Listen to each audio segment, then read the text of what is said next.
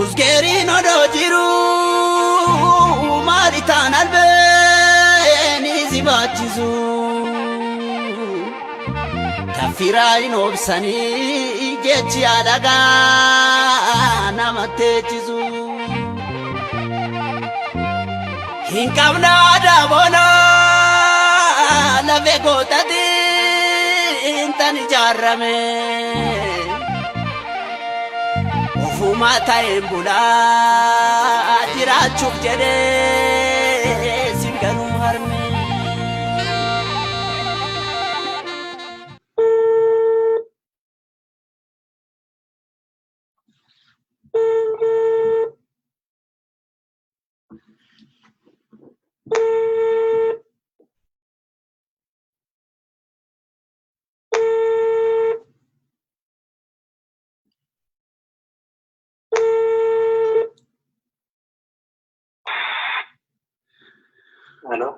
Hello, Noru Arkafune kuni mi. Hello. Noru Arkafune kuni media audience. Kun media audience jedhamurraati biyya Amerikaa keessaan isinii bilbila. Noru Arkafune akkam jirtu? Nagaa galata Waaqayyoo gaa. Nagaa galata Rabbi. Mee egaa gara lixa Oromiyaarraa akka ta'e nan beeka telefoonni kuni mee maqaa keessan nutti murraa haa jalqabnu mee maqaa keessan nutti maati gaaffii tokko haala Oromoon achi keessa jiru isinii dhiyeessuu barbaade. Maqaan koo Magarsaa Tolaan jedhama Wallagga Lixaa irraa. Tole ulfaadhaa obbo Magarsaa Tolaa egaa mee haala itti Oromoon lixaa keessa jiru yeroo ammaa kana keessa maal keessa akka jiru waa tokko isin gaafachuufanii mee sabni keenya naannoo sana maal keessa jira wanti social media irraa argaa jirru kun dhuguma akkuma kana command postii jala jirtu moo waan ajjeechaa waan waraanaa kun dhuguma moo mee haala jiru walitti qabaatii nuuf ibsaame. Egaa akkuma walii galaatti yoo ilaalanii jalqaba haaluma nageenya gara Wallagga Lixaa kanaa walumaa gala gara Wallagga kanaa odeeffannoo keenya rakkina keenya haala jireenya keenya nu gaafattanii maal keessa akka jirtanii rakkinarra jirtu moo maal keessa akka jirtanii kan nu gaafachuu keessanii baay'een isin galateeffadha. Walumaa gala rakkoo guddaatu jira Wallagga keessa. Bahuuf galuun yerootti baay'ee yaaddoo ta'edha. Tole. Rafanii bitanii ta'anii gara nagaatti deemuun gara hojii ofiitti deemuun lafa nagaatti biyya gaariin nagaatti baay'ee rakkoodha. Baay'aatti biyyaa weeraramnee jirra akka waliigalaatti. Hojjechuuf rakkisaadha. Hojii mootummaa hojjechuuf rakkisaadha. Egaa Oromiyaan hunduun beeka waa'ee Wallaggaa. Tole. Keessumaa inni Wallagga Lixaa keessa jiru kun baay'ee ulfaata. Haa ta'u mee adduma galatoomaa mee adduma baasaati maaltu raawwatamaa jira mee lubbuun darbe jira waraanni jira walumaa galatti wanti ta'e qabatamatti wanti jiru maalidha obbo Magarsaa? Lubbuun darbe keessumaa baay'ee sirriitti jira. Tole. Lubbuu kanallee hunduu ibsuun maqaadhaan maqaa dhabuun lubbuu ammatti du'ee lubbuu ammatti darbee aanaa akkasirraa ammatti darbee naannoo akkasirraa ammatti darbee yeroo lakkoofsaan dubbatan baay'ee namatti ulfaata. Tole. Keessumaa gara Wallagga Lixaa aanaa Noolee Kaabbaatti gaafa kan isaa jechuudha kan isuma darbe kana gaafa 16/2019 guyyaa kan isaa galgala sa'aatii 12 irratti jechuudha. Tole. Hojjetaa hospitaalaa tokko nama kananiin Gaargee jedhamu dhalootaanii namni guddisoodha. Tole. Kan inni hojjetu hojjetaan Noolee Kaabbaadha. Akkasumas hojii dabalataa mana nyaataa fi dhugaatii kan qabu waanuma Noolee Kaabbaa sanarraa jechuudha. Itti seenanii eddee hojjetaan taa'ee hojjetutti eddee maamilli taa'ee fayyadamee dhugee nyaatee galitti dubartiin barbaadii yaada manaa kennuu fi maal jechuun gaafiin kan gaggafachiini. Achitti reebanii caccabsanii maal godhanii. Tole. Waajjira poolisii aanaa Noolee Kaabbaa bakka jedhamu kan isaan itti bulchan. Tole. walumaa gala ulaalame haalli noolee kaanaa noolee kaabbaa keessatti wanti ta'u baay'ee ulfaataadha. Wanni galuun baay'ee ulfaataadha. Kana kan godhu namaa qabanii gudeeduu, dubartii qabanii reebuu. Tole. Kana kan godhu dhaggeeffataa jirra. Kana kan godhu eenyudha? Humna kamidha? Kana kan godhu raayyaa ittisa biyyaadha. Raayyaan ittisa biyyaa kun akka waliigala akka lixaa wallaggaatti jechuudha. Tokko buufanni isaa kan inni jiru aanaa noolee kaabbaadha. Tole. Kan isaan qubatanii jiru bakka qilxuu qubbee jedhamudha. Noolee kaabbaa keessaa jechuudha. Gandisaa. Tole. Jarri kun taasii barbaadanitti mana namaa cabsanii reebuu hin danda'u. Dubartii namaa gudeeduu. Mana nyaataa namaa cabsanii reebuu. Nama reebuu jira. Qabeenya namaa hin saamuu. Abbaa barbaadan taasii barbaadanitti qabanii gudeeduu. Abbaa barbaadan taasii qabanitti waamanii reebuu jira. Hin qoratu maal gochuu. Walumaa gala haalli jiru waa'ee nuti jiru baay'ee rakkoo baay'ee ulfaataatti jira. Tole. Mootummaan inni hubatu hin jiru. Haala nageenya biyya keenya namni hubatu hin jiru. Rakkoo kirajii keessa yeroo ammaa kana kan jiru. Haa ta'u kun immoo sababiin isaa maali? Maal gootanii jedhuun uummata kana yeroo dararanii uummanni kunoo uummata qotatee buluudha. Uummata rakkatee jiraatudha.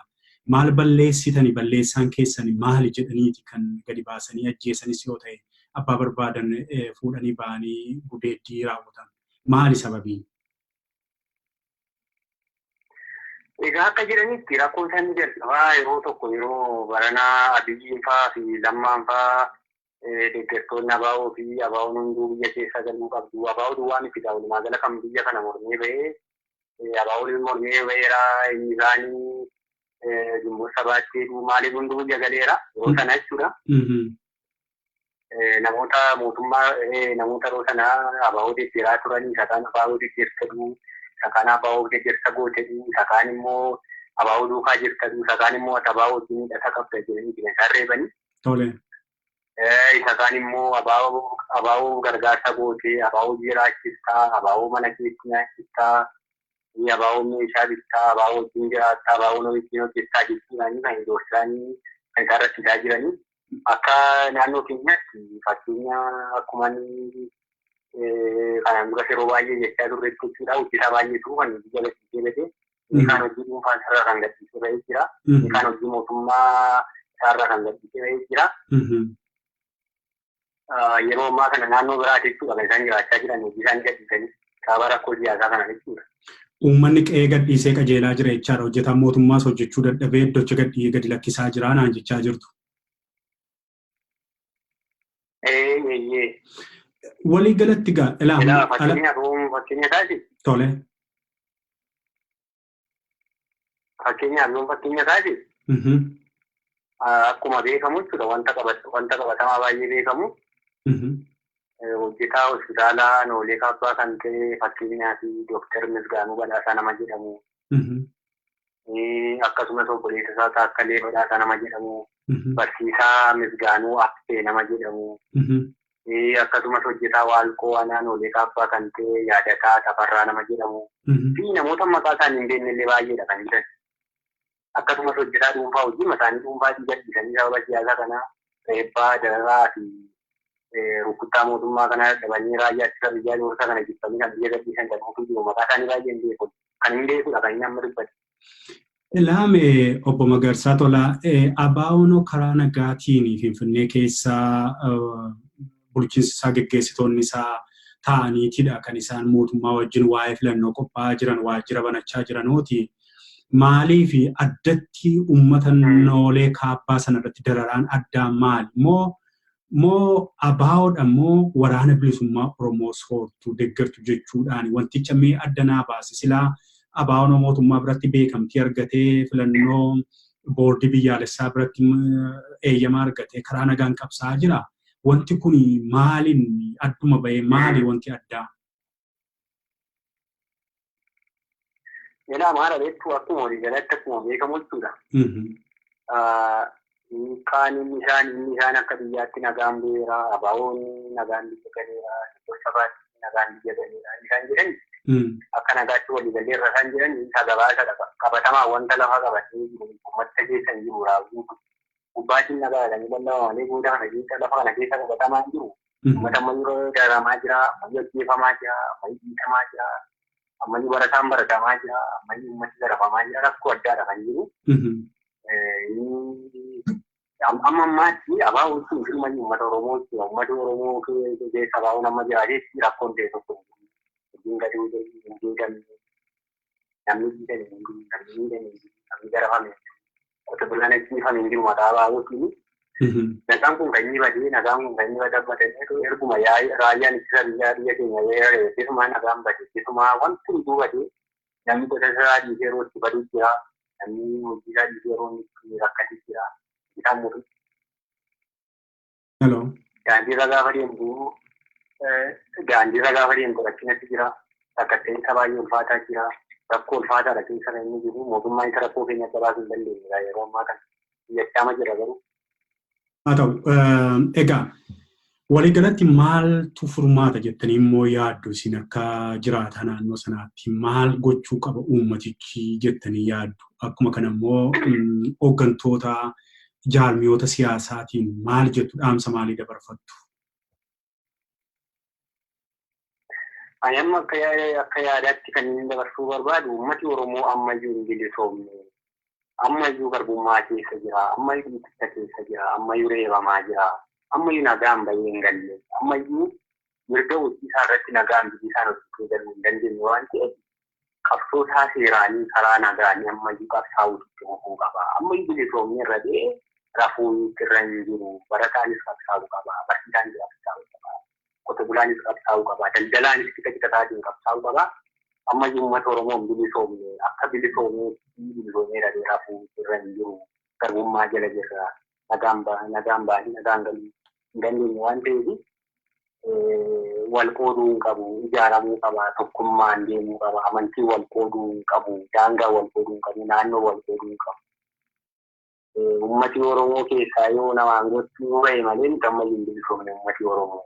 Bilisummaa barbaanna malee uummata Oromoo keessaa akka filamuu duwwaa nuti kaasuu keenya. Biyyi keenya akka bilisoomu, naannoon keenya akka bilisoomu. Mirga bilisummaa afaanii akka argannu barbaannee gara fuulduraatti jabaannee qabsoomu tokkoomuu qabna, walii galuu qabna, walii ijaaruu qabna jedhaan jalqabu. Ulfaadha fayyaa ta'a obbo Magarsaa tole jettanii qophii ODM qophii miidiyaa kanarratti sagalee keessan naa kennuu keessaniitii fi haalawwan jiranii qabatamatti naannoo sana jiranii ammas deddeebinee isin iyyaafannaa fayyaa ta'a ulfaadha. Ini akkasuma rakkoo keenya nu hubattanii nu gaafachuu keessanii haala naannoo keenyaa qorattanii rakkina keenyaa faayidaa keenya hundumaa nu gaafattanii nu gaafachuu keessanii baay'ee isin galateeffannaa ulfaadhaa fayyaa ta'aa jenna. Ayyee ulfaadha. Egaa daawwattoota keenyaa akkuma amma argaa jirtanitti kunoo jiraataa Noolee Kaabbaa Wallaggaa Lixaa keessaa nama tokko bilbilee obbo Magarsaa Tolaa haala kanaan gaafadheera. Haalli naannoo sana jiru baay'ee rakkisaa akka ta'edha. Egaa naannoowwan adda addaas aanota adda addaas godina adda addaas amman dandeetti amman quunnamtii argadheetti bilbileetan sagalee isaanii qabatamaan waan achi jiru akka isaan miidiyaa kanaan dubbatan nan godha. Fayyaa ta'a faaruu kanaa wajjin nagaatti. Singorsa harka bitaa obboleessa kee mirga kabajii amma dhufaan si baasuu. Ganama dugaadhaaf jaaji cabsa warra saniidha taatu akkamii farda maaltu sirraa fokkisaa gurba guddisaa garii sanyii taaddasaadha gadaan uufaf gabbina.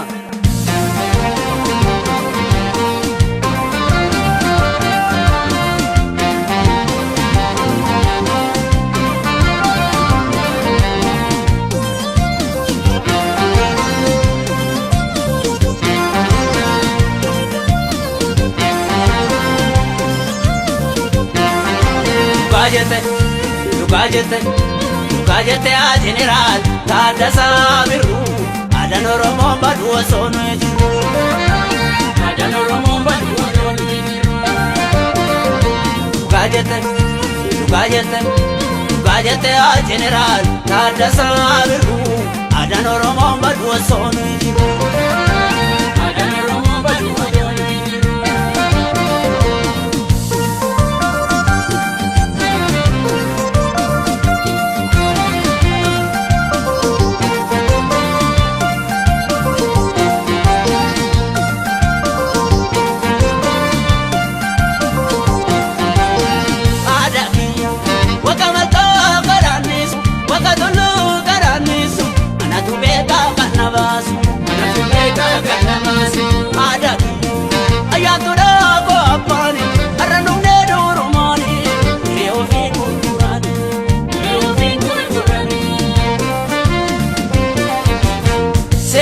Aramete duro apang kalacha, sera wama. Aramete duro apang dama, sera ngacha. Aramete duro apang kalacha, sera wama. Aramete duro apang dama.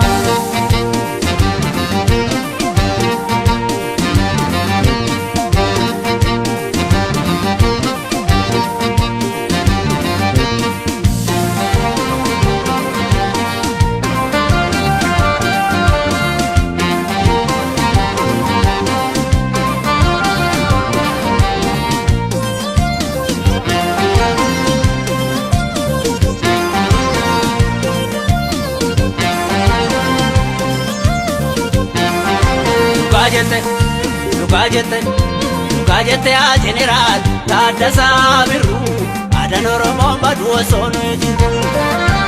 Aadaan Oromoo baduu osoo nuyi jiru.